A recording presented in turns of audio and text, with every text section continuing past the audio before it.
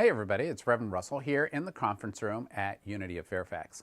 Today is January 6th, which in the Western liturgical calendar is the Epiphany, the day in which the wise men brought gifts to Jesus as a symbol of acknowledging his divinity. So the word Epiphany means revelation of divinity.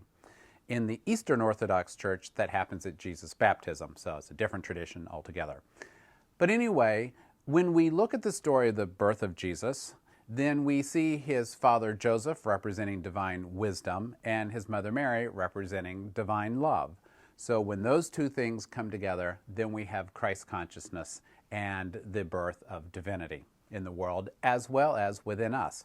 And I mention that because we look at the stories of Jesus as archetypal stories that relate to us as well. So we can look at this day as a reminder that divinity is born anew in us. It's another follow-up to that Christmas message we love so much.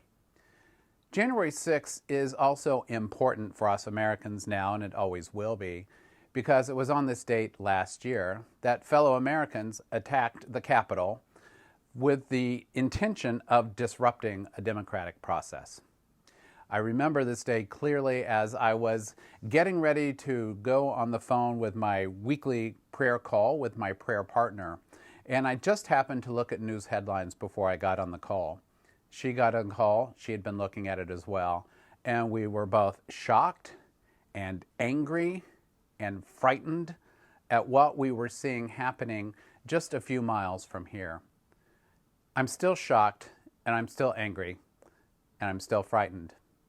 But I'll always remember the prayer that we prayed that day because it has sustained me in this year. And the prayer was one of unity and healing and order and peacefulness. For whatever reason, the consciousness of division has taken root in our country.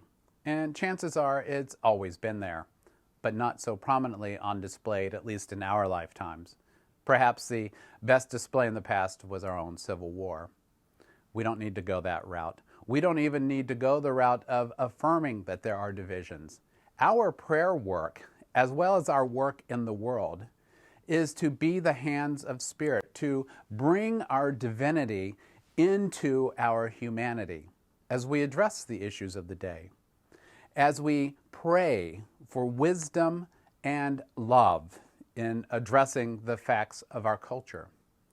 I'm totally convinced that we will utilize this experience to our good so that we will find what are the weak links, what are the difficult spots in our culture, and seek to heal them, to bring them together in a state of wholeness, not to shame, not to blame, not to call names, or any of those lower vibration activities. As the manifestation of divinity in the world, we have a great work to hold the high watch at all times, even as we acknowledge our humanity about it. We know the truth that we are more than our fears, more than our anger, more than our misinformation. We are much better than that in truth.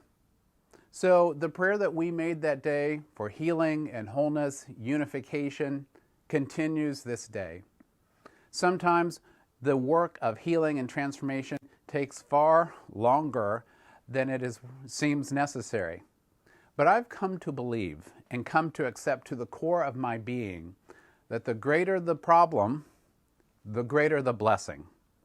I invite you in holding that knowing and in working for that manifestation of good.